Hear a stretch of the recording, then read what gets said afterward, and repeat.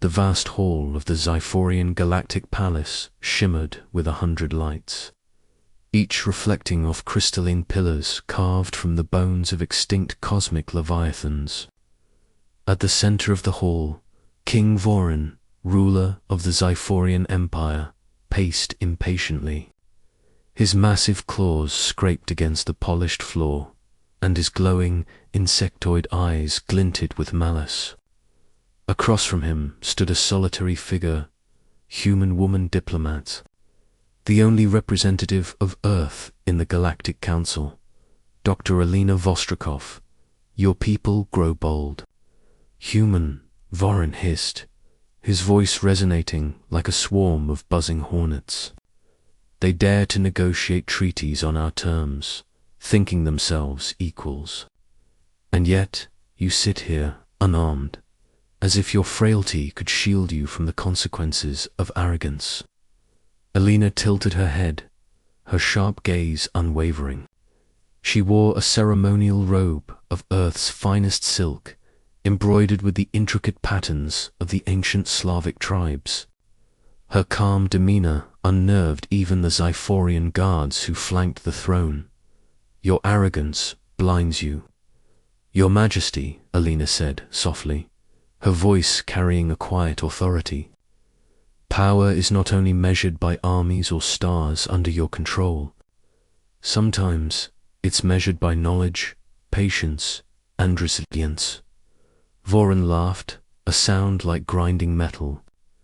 Resilience. You humans are weak, ephemeral creatures. I grow tired of this charade. Guards. 2 massive Xiphorian enforcers stepped forward, their bioarmor worry, energy spears crackling with lethal plasma. The court held its breath. The human would die in moments, but Alina did not flinch. Her hands slid into the folds of her robe, resting on the hilt of a small, ornate dagger. The blade, made of earth-forged steel and etched with runes that pulsed faintly, seemed harmless to any ordinary observer. But she was no ordinary human. The Xiphorian guards lunged simultaneously. In one fluid motion, Alina spun, the dagger gleaming. As the first guard's spear came down, she caught it with the flat of her blade, deflecting it effortlessly. A pulse of light erupted from the runes, and the guard screamed as the energy surged into his armor, shutting it down. The second guard hesitated long enough for Alina to vanish in a blur of motion. Gasps echoed through the hall. The king's eyes narrowed. Impossible. No human moves with such speed. No human survives the energy pulse of a Xiphorian armored strike. Alina reappeared behind the throne, dagger at the ready. You forget, Your Majesty, humans have legends for a reason. With a whisper, she invoked the ancient incantation her grandmother had taught her, words older than the oldest Xiphorian dynasty. The hall twisted, the lights dimmed, and a spectral fog rose from the floors.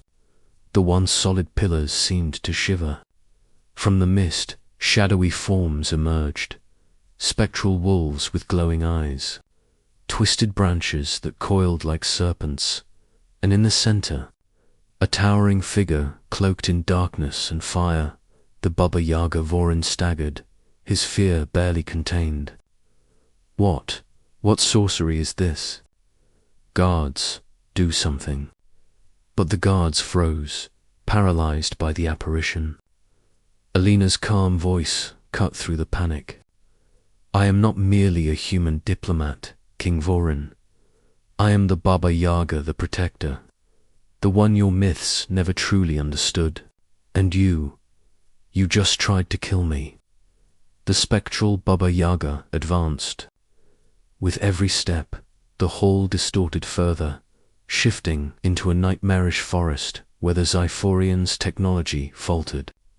Plasma weapons fizzled, their energy drained by the mystical aura that Alina radiated. Vorin's eyes, now wide with terror, locked onto her. You can't. Humans cannot wield such power. Humans, Alina said, her voice echoing through both the physical and spectral worlds, can endure what no alien can. We survive, we adapt, and we remember. That is why you underestimated us, and that is why you fail. With a wave of her hand, the spectral wolves lunged. They didn't kill, they incapacitated, immobilizing the Zyphorian guards and even Vorin himself. Chains of enchanted thorn wrapped around his legs, suspending him in mid-air. The king thrashed, trying to summon his energy, but it fizzled against the mystical barrier surrounding Alina. Now, she said softly, stepping closer, let us talk about treaties, about peace, about respect. Vorin, gasping, tried to maintain composure. I will not. I cannot submit to a human. You already have, in every way that counts, Alina said, her dagger now glowing with a cold, white light. She touched it to his chest, not to kill, but to etch a permanent reminder of the encounter, a seal of warning. The runes burned briefly, then vanished. You will remember this day, Galactic King, not because of fear, but because you were shown that humans are not to be trifled with. The spectral figures faded, the hall returning to its previous state. The Zyphorian guards collapsed where they stood, exhausted, dazed, and shaken. Vorin hung in his magical restraints, his arrogance replaced by a reluctant respect and fear. Alina adjusted her robe and approached the edge of the throne. Send word to your fleets, she instructed. Earth will not tolerate conquest, and neither will its ambassadors. But if you choose wisdom, there is still a path for cooperation. Vorin, swallowing his pride, managed a trembling nod. You are extraordinary, human. Alina smiled faintly, a glimmer of warmth amid the legends of her fearsome powers. Extraordinary enough to survive your palace and teach you a lesson. The word of her encounter spread through the galaxy like wildfire. Humans, long dismissed as fragile and inconsequential, were suddenly the subject of whispered legends. No alien dared underestimate them again. For the story of the human diplomat, who was also the Baba Yaga, became a cautionary tale, a tale of cunning, resilience, and the terrifying truth that sometimes legends are real. And as for Alina, she returned to Earth not as a mere diplomat, but as a symbol, a human who could face the stars and walk away undefeated. A reminder that humanity's greatest power lay not in their ships or weapons, but in their spirit, their history, and the legends that lived within them. Asterisk.